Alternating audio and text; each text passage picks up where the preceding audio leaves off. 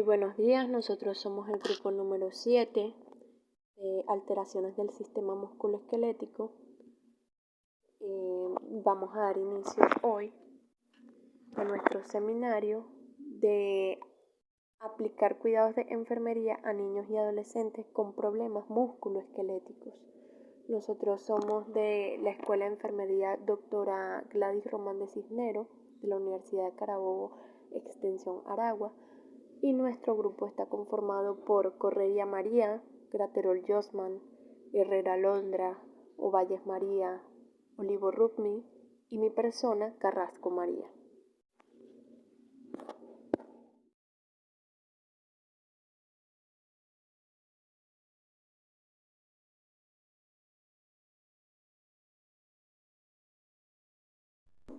Bien, damos inicio a nuestro seminario con una pequeña introducción de lo que es el sistema musculoesquelético o aparato locomotor, el cual es una complejidad de tejido de distinta naturaleza que permite al cuerpo humano sostenerse en pie y realizar diversos movimientos, desde simplemente caminar hasta los más precisos y delicados gestos de las manos. De esta misma forma, en el presente seminario hablaremos un poco de las lesiones traumáticas que se pueden presentar en este sistema, su etiología, clasificación, los factores predisponentes, sus diagnósticos, los tratamientos y las acciones pertinentes de enfermería en cuanto a lesiones tales como fractura, contusión, esguince, distensión y luxación. Además abordaremos sesiones referentes a infecciones de los huesos y articulaciones tales como la osteomielitis, artritis reumática y el chikungunya. También abordaremos los diferentes efectos congénitos, dentro de los cuales tenemos la focomelia, el pie equinovarus, polidactilia y la condroplasia. Y por último y no menos importante, presentaremos algunos problemas oncológicos que pueden afectar a los niños y niñas adolescentes, tales como radiosarcoma, el sarcoma de Ewing y el sarcoma osteógeno, con la finalidad de conocer qué son, sus diagnósticos, las manifestaciones clínicas, su tratamiento y así como los cuidados pertinentes de enfermería a estas patologías. Continuamos con lesiones traumáticas, el cual son uno de los tipos más frecuentes de lesiones con un daño físico al cuerpo, la cual se identifica como traumatizado. Estas pueden ocurrir en cualquier momento como producto de la práctica deportiva, accidentes o caídas. Como primera lesión traumática tenemos la fractura, la cual es la ruptura parcial o completa en la continuidad del hueso. En los casos más graves, este puede romperse en varios pedazos. Pueden ser el resultado de un golpe, una fuerza o atracción de gran fuerza, o una lesión por traumatismos mínimos como consecuencia de ciertos trastornos que debilitan los huesos, como lo son la osteoporosis, la osteopenia, el cáncer óseo o la osteogenesis imperfecta, en cuyo caso se denomina fractura patológica. Se denomina fractura patológica a la osteopenia y la osteogenesis imperfecta. La osteopenia ocurre cuando la densidad ósea de una persona está por debajo de lo normal y la afección aumenta el riesgo de sufrir fracturas óseas. Es como la osteoporosis, que se presenta cuando el cuerpo ya no puede crear nuevo hueso al mismo ritmo que descompone el hueso viejo, y eso conduce a huesos débiles, frágiles y fáciles de quebrarse. La osteopenia generalmente se diagnostica en base a los resultados de la densidad ósea. Esta prueba mide la cantidad de gramos de calcio y otros minerales óseos en un segmento de hueso. Los huesos donde normalmente se realiza la prueba son la columna, la cadera y el antebrazo. Mientras mayor es el contenido mineral del hueso, más densidad ósea hay, y mientras más densidad tienen los huesos, más fuertes son y menos proclives a fracturarse.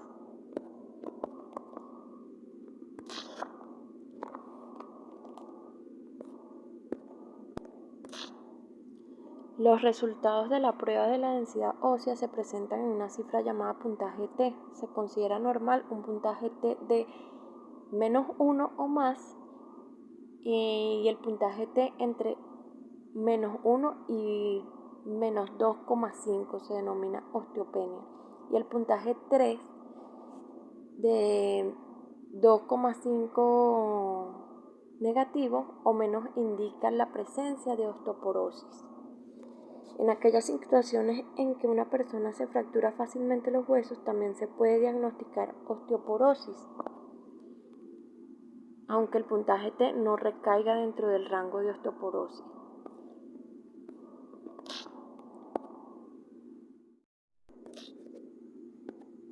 La osteogénesis imperfecta, o también llamado huesos de cristal, es un trastorno genético en el cual los huesos se fracturan o se rompen con facilidad.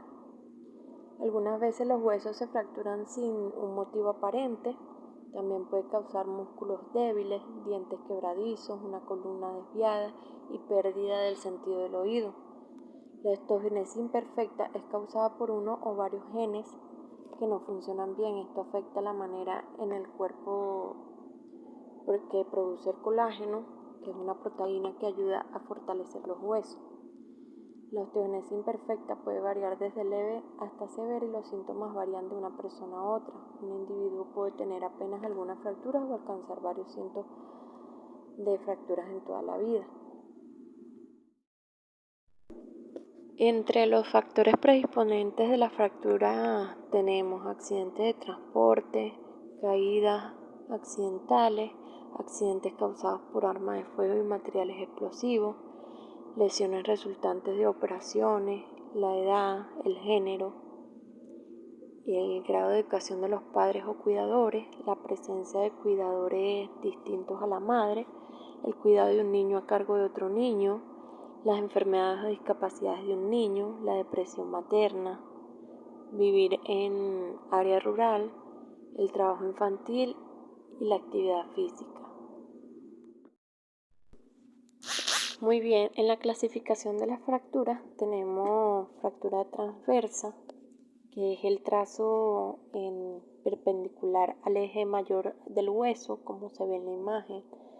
Tenemos la fractura, es una fractura que corre el mismo sentido del eje, como se ve en la imagen, mayor de un hueso, sin que se mueva alguna parte del tejido óseo. La gravedad de esta fractura es similar a la de la fractura transversal, o sea, son de fácil reducción y son estables, o sea, no necesitan cirugía a no ser que existan complicaciones.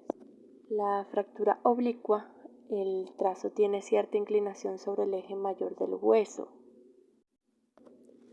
Las espiroideas suelen ser consecuencia de fuerzas tensionales y el trazo va en espiral alrededor del hueso.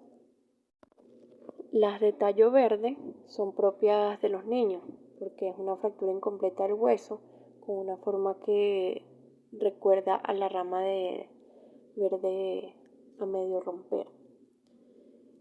Esta clasificación la veremos un poco mejor explicada en el esquema que presentaré a continuación.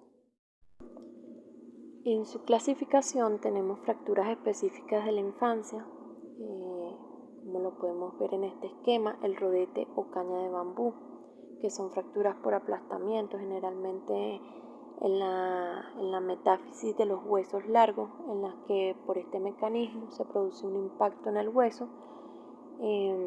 Su nombre de fractura en rodete o en caña de bambú viene dado porque la deformidad plástica disminuye de forma inapreciable la longitud del hueso y lo ensancha en la zona de la lesión, dibujando un rodete que recuerda el nudo de una caña de bambú, y se curan con facilidad y solo requieren una inmovilización analgésica de escasos días.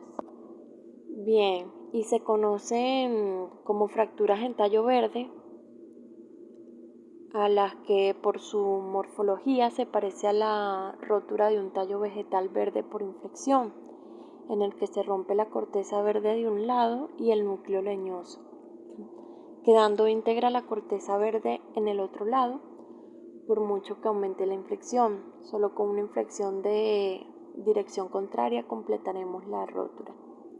O sea, el grosor perióstico y la elasticidad del hueso de los niños hace que en ocasiones y principalmente en pierna y antebrazo la fractura se produzca solo en el lado de la conexividad, mientras que el lado opuesto permanece en continuidad.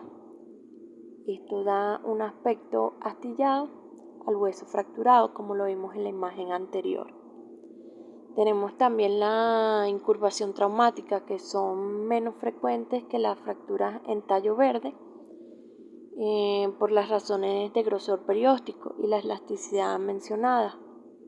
El hueso puede solamente deformarse o incurvarse sin llegar realmente a romperse ante un traumatismo.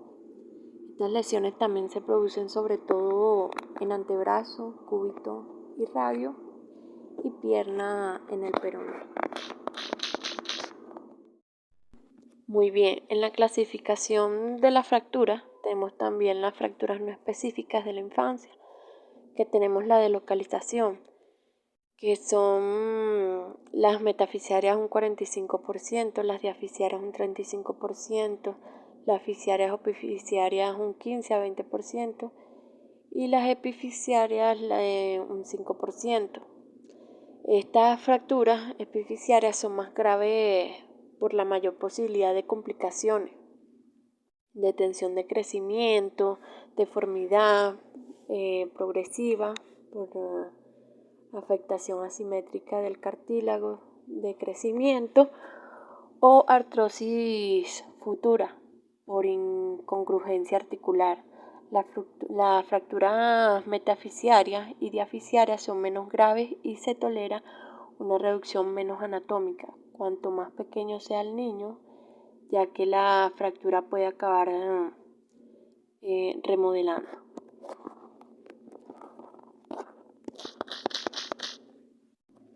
Muchas de estas fracturas infantiles son del mismo tipo de las fracturas de los adultos, con la diferencia de que los factores mencionados contribuyen a que los niños sufran fracturas características del hueso inmaduro.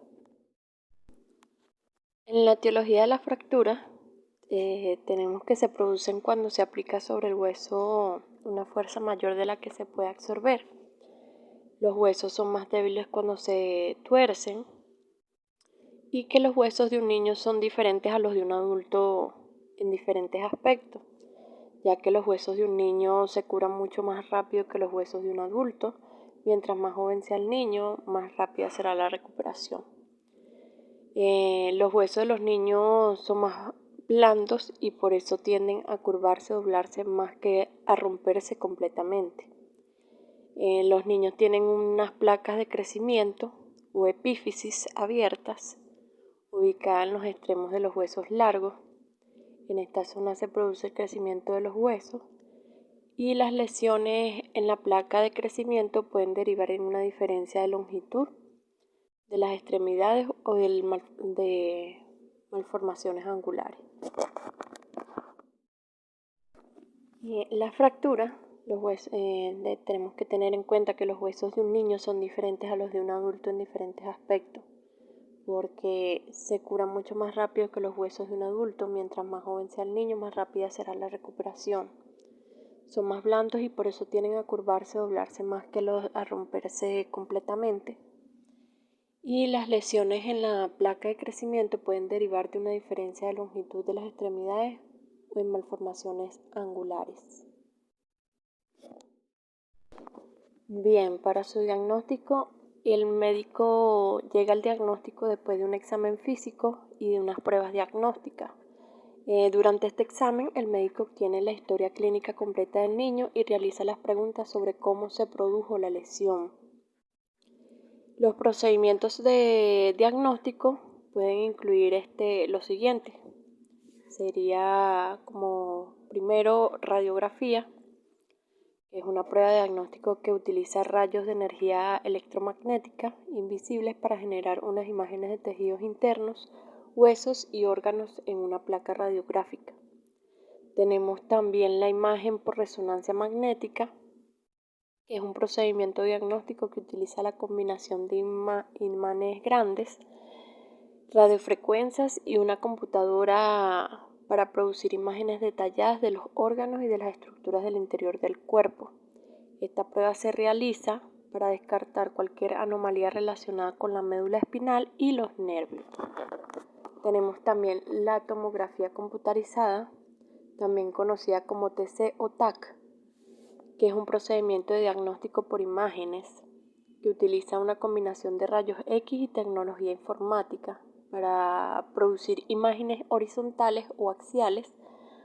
Estas son a menudo llamadas planos del cuerpo.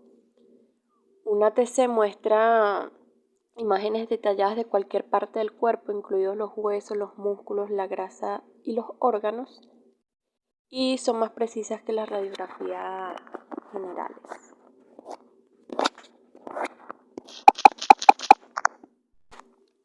En las manifestaciones clínicas tenemos que hay dolor en el área lesionada, inflamación, deformación evidente en algunos casos, dificultad para movilizar el área lesionada de forma normal, calor, hematoma o enrojecimiento del área lesionada.